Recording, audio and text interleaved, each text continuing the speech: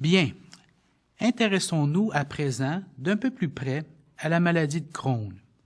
Cette maladie appartient à une famille de maladies appelée maladie intestinale inflammatoire.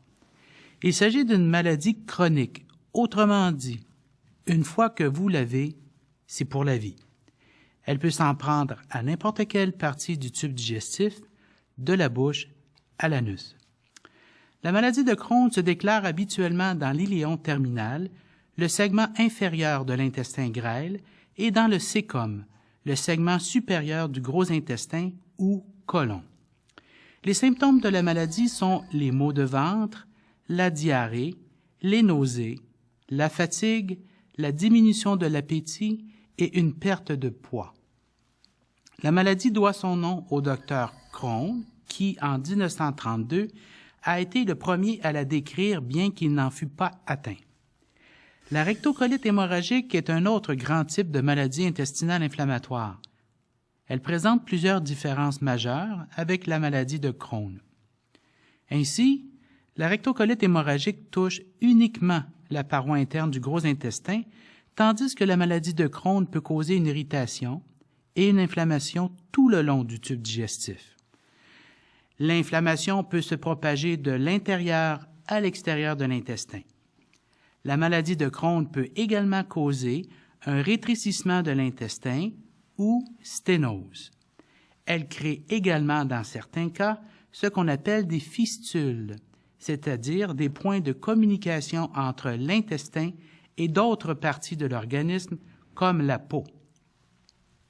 Le système immunitaire des personnes atteintes d'une maladie intestinale inflammatoire est déréglé et envoie des globules blancs dans le tube digestif, ce qui déclenche l'inflammation. Quoi qu'il en soit, cette réaction entraîne l'inflammation de la paroi du tube digestif.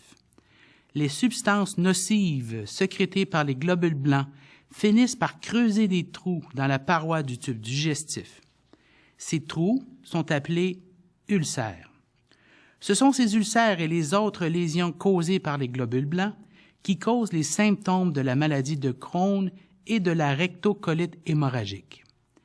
D'après les recherches, l'inflammation associée à la maladie de Crohn est le fait de plusieurs facteurs dont les gènes, le système immunitaire et l'environnement.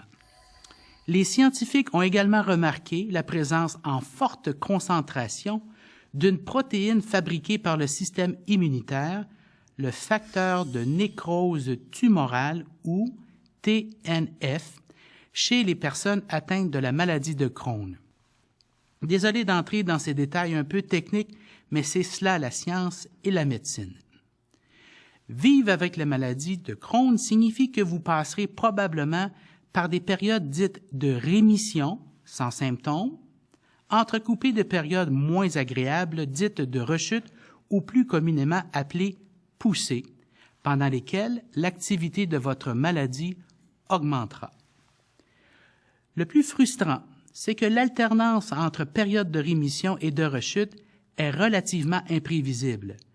Elles vont et viennent selon un mode arbitraire.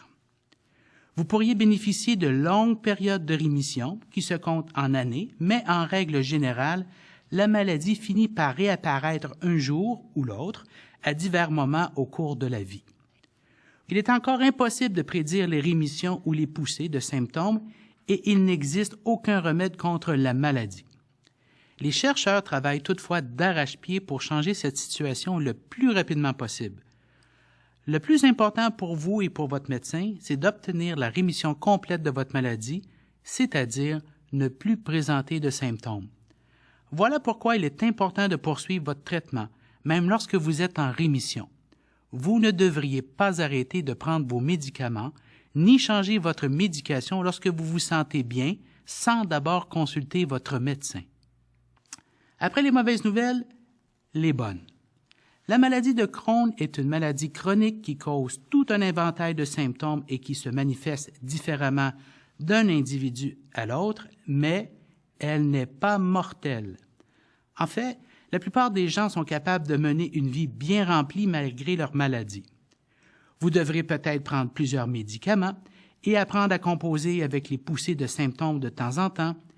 Vous devrez même peut-être être hospitalisé à l'occasion ou subir une intervention chirurgicale. La situation de chacun est différente, mais souvenez-vous d'une chose.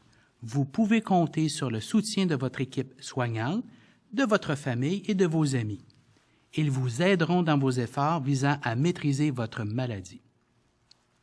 Lorsque vous êtes en rémission, il se peut que vous ne présentiez pratiquement aucun symptôme.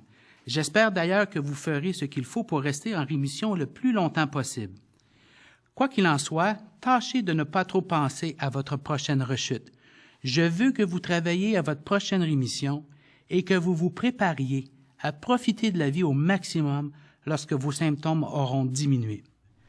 Vous pouvez choisir la section que vous aimeriez consulter maintenant ou bien simplement retourner consulter le menu.